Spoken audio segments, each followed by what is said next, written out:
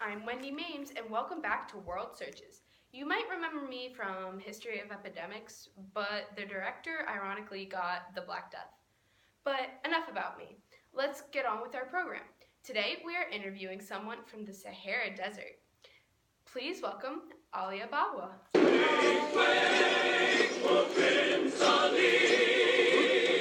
So why did you travel across the Sahara Desert? Well, first, I wanted to get some salt, and also, I wanted to trade my salt for money, and then also, I wanted to see the world.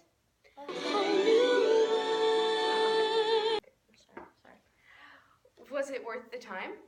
Yes, it was worth the time because we got what we wanted, which was salt, and we didn't get to see much of the world, but it was enough for me. We're going to ask you a few questions. Is that okay? Yep. What method of transportation did you use? Well, we used camels, and they were very useful because they acted also as like a storage unit for us for water and other types of things because we kind of put our backpacks on them. And then also we walked some of the time, like when it was kind of rough during sandstorms, we kind of used them. So yeah. Did you ever get lost? And if so, how did you get back? We only had one person in the group get lost, and That's good.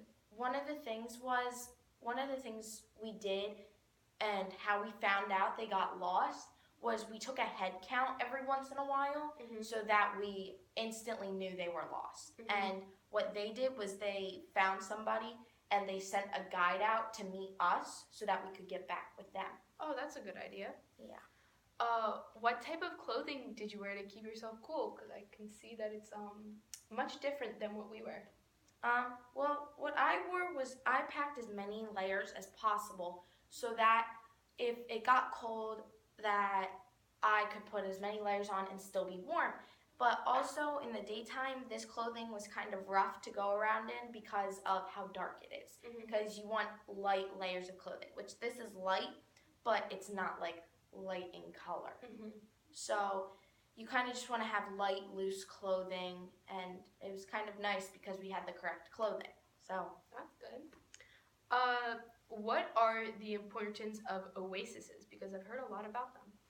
well, first off, you want to take advantage of the shade as much as possible and kind of rest there. Like that was one of the main purposes that we used the oasis because we had shade and we could take advantage of that. And then also we stocked up on oranges, citrons, and bananas, which we stocked up on a lot because that was our food while we traveled.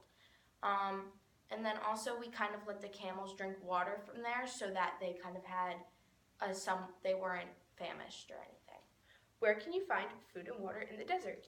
Well, one of the places we found food and water in the desert was the baobab trees was for water and also for rest because of how huge they were. We could kind of just sit under them and relax. And then also, the tree could be used to trap water in the middle, like in the middle of the tree, it trapped water.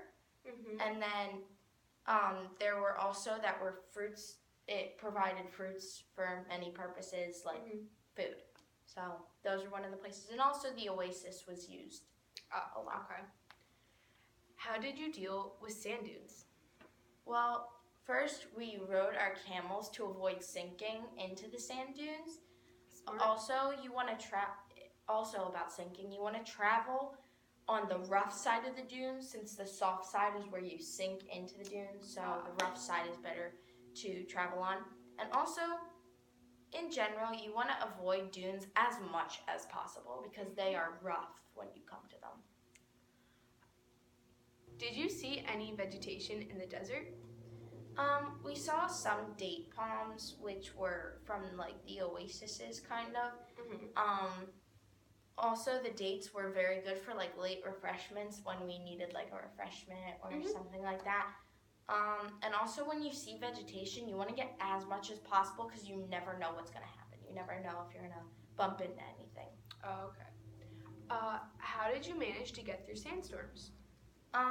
We managed to get through sandstorms because we had our whole bodies covered so that like sand wasn't getting in our face and all that. And also we used the camels as a shield of protection. And those kind of helped because the sand would hit the camel and it wouldn't even hit us because the way the wind was coming, it would hit the camel and we would be behind the camel. And also, you want to go at a slow pace so that if you can wait out the sandstorm, which is your most wanted decision. Okay. This is just our last question here. Did you come across any Tuareg warriors? Yes, we came across a couple, and one of the ways that we got away from them is we had to have a lot of gold to buy out our safety, which was something you're gonna want if you face them. And also, you want to be ready for the Tuareg warriors at all times because they're on like every inch of the desert. And then also, you want to look out for their ritualistic clothing so you can avoid them as much as possible. Well, thank you so much, Aliabapa. No problem. Thank you for having me. Of course. Join us next time when we interview Jack Sparrow about sailing the Caribbean on World Searches.